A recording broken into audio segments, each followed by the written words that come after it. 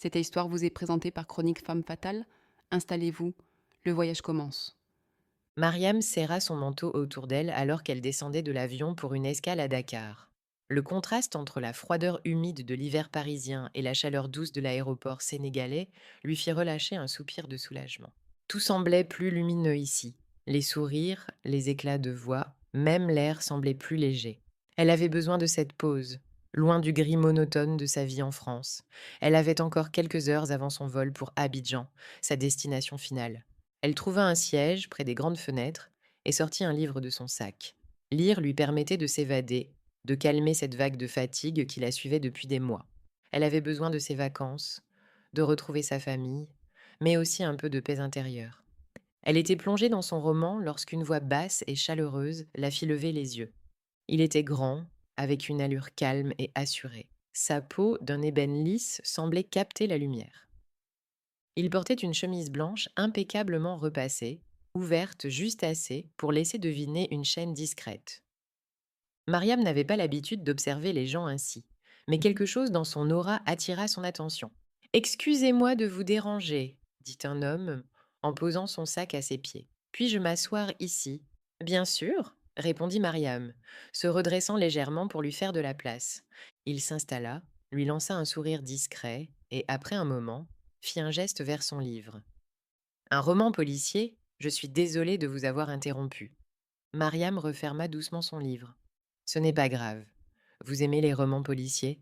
L'homme hocha légèrement la tête. Pas vraiment. Je préfère la poésie et la peinture. Mariam sourit, intriguée. Oh, vous peignez? Oui, répondit-il. Je suis peintre scénographe. Je crée des décors pour le théâtre et le cinéma. Cela fit naître un véritable intérêt chez Mariam. Leur échange d'abord anodin s'intensifia. Kobe, comme il se présenta, avait un talent pour engager une conversation fluide. Mariam, d'ordinaire réservée, se surprit à parler avec aisance. Dans l'avion, le hasard les plaça côte à côte, comme si les étoiles avaient arrangé ce moment pour eux. Kobe continua de lui parler de son métier, des textures et des couleurs qu'il aimait utiliser. Et Mariam, malgré elle, se sentit apaisée par sa voix et ses récits. Je crois avoir vu l'une de vos œuvres à un festival à Paris, dit Mariam. Une scène où le décor changeait subtilement avec les lumières. C'était magnifique. Kobe leva un sourcil, impressionné. Vous avez l'œil. Peu de gens remarquent ce genre de détails. Vous faites quoi? Lui demanda-t-il après un moment. Je suis pharmacienne. Enfin, presque, dit-elle avec un sourire. Je termine mes études. Impressionnant, répondit-il. Et à part ça, vous devez avoir des rêves, non? Mariam haussa les épaules, un sourire léger. Mes rêves sont simples, je suppose, mais je crois que j'aimerais vivre une vie qui ne soit pas trop compliquée. Kobe hocha la tête, son regard sérieux posé sur elle. La simplicité est une forme de beauté.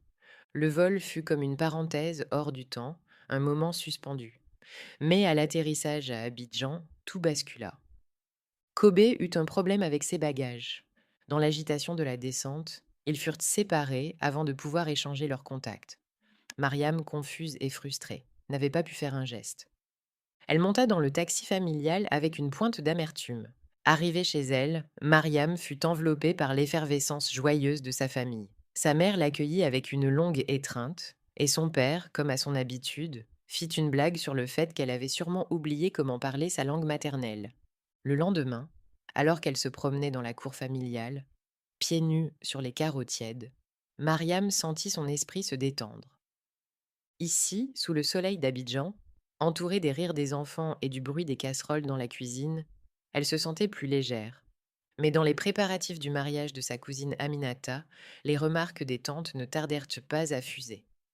Mariam, tu es intelligente, mais il est temps de penser aussi au mariage, dit l'une tout en ajustant une décoration. L'école, c'est bien, mais ça ne remplit pas une maison, ajouta une autre, un sourire entendu sur les lèvres. Mariam souriait poliment, mais en elle, un nœud se formait. Elle tenta de s'éclipser dans sa chambre pour échapper aux remarques. Mais même là, elle entendait les conversations. Regarde Aminata, elle a tout compris, chuchotait-on. Oui, et Mariam, toujours seule à 26 ans, quelle tristesse. Le jour suivant, en aidant à préparer la salle pour le mariage de sa cousine, une tante lui lança de nouveau. Tu sais, Mariam, c'est bien de réussir, mais une femme doit se marier pour accomplir sa vie. Qui prendra soin de toi quand tu seras vieille? Je prendrai soin de moi, Tata, répondit-elle doucement, mais fermement. Sa tante haussa les épaules, visiblement peu convaincue. Elle ne comprenait pas cette pression de se marier. Elle était heureuse pour Aminata, sa cousine préférée, mais une pointe de tristesse la gagnait. Elle se sentait isolée, prise entre les attentes des autres et ses propres rêves. Aminata, rayonnante dans sa robe de mariée, remarqua sa mélancolie. Elle s'approcha et posa une main douce sur son épaule. Mariam, ne les écoute pas. Ce qu'ils disent en toi n'a pas d'importance. Tu sais pourquoi je suis là aujourd'hui? Parce que tu m'as inspirée. Mariam releva la tête, surprise. Moi? Oui. Tu m'as montré qu'une femme peut être forte, indépendante, et vivre pour elle-même avant de penser aux autres. Si je suis avec un homme qui m'aime et me respecte, c'est parce que j'ai appris de toi. Les larmes montèrent aux yeux de Mariam. Après le câlin, elle aida Aminata à ajuster sa robe de mariée, puis finit par se confier. Tu sais, j'ai rencontré quelqu'un dans l'avion en venant au pays, murmura-t-elle, les joues légèrement rouges. Oh! Sérieusement? Fit Aminata en se tournant vers elle, un sourcil levé. Mariam rit doucement, gênée. Ce n'était qu'une rencontre. On a discuté et c'était agréable. Mais on s'est perdu de vue. Aminata éclata de rire, un rire moqueur, mais affectueux. Mariam, ça me fait penser à une de ces histoires clichés de Noël que tu aimes lire. La fille rencontre le gars et tout devient magique. Tu es sûre que tu ne jouais pas dans un de ces films à l'eau de rose? Mariam secoua la tête, un sourire sincère aux lèvres. Peut-être, répondit-elle en haussant les épaules. Mais avoue, ça ne serait pas si mal. La soirée battait son plein. La salle de réception était illuminée par une décoration dorée et des roses rouges. La musique ivoirienne faisait vibrer la piste de danse, et les invités riaient, chantaient et partagèrent des moments de pure joie. Alors qu'elle parlait et dansait, le nouveau mari d'Aminata s'approcha. Excusez-moi, mesdames, je voulais présenter un ami. Il vient d'arriver, il avait eu un problème à l'aéroport depuis des jours.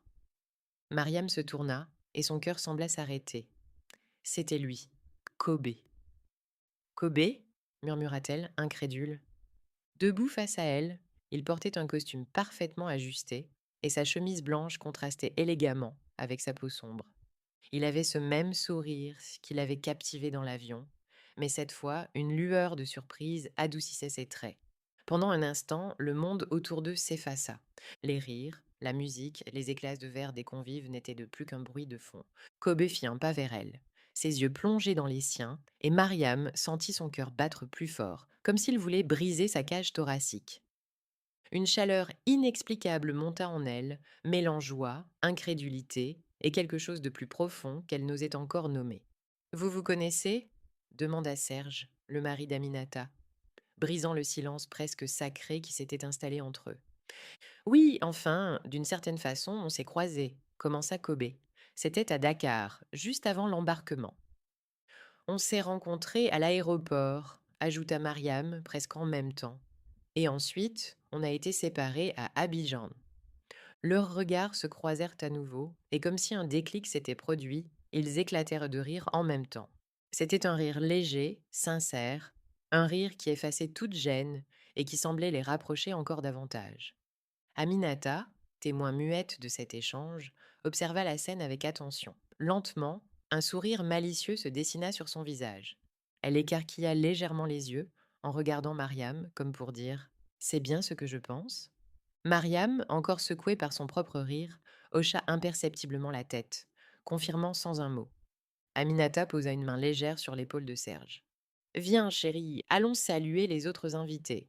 Alors qu'il s'éloignait, Aminata lança un clin d'œil à Mariam et murmura avec un sourire complice. Tu vois, les clichés de Noël ont peut-être du vrai. Hein? Quel cliché? Demanda Serge perplexe. Rien, mon amour. Allez, viens, répondit Aminata en le tirant doucement mais fermement vers la foule. Mariam et Kobe se retrouvèrent seuls. Autour d'eux, la fête continuait, mais ils étaient comme dans une bulle. Le regard de Kobe ne quittait pas Mariam, et elle sentit une douce chaleur l'envahir. Cette histoire vous a été présentée par Chronique Femme Fatale. J'espère qu'elle vous a plu. N'hésitez pas à commenter, liker et partager. Votre soutien nous touche toujours. À très bientôt pour une nouvelle histoire.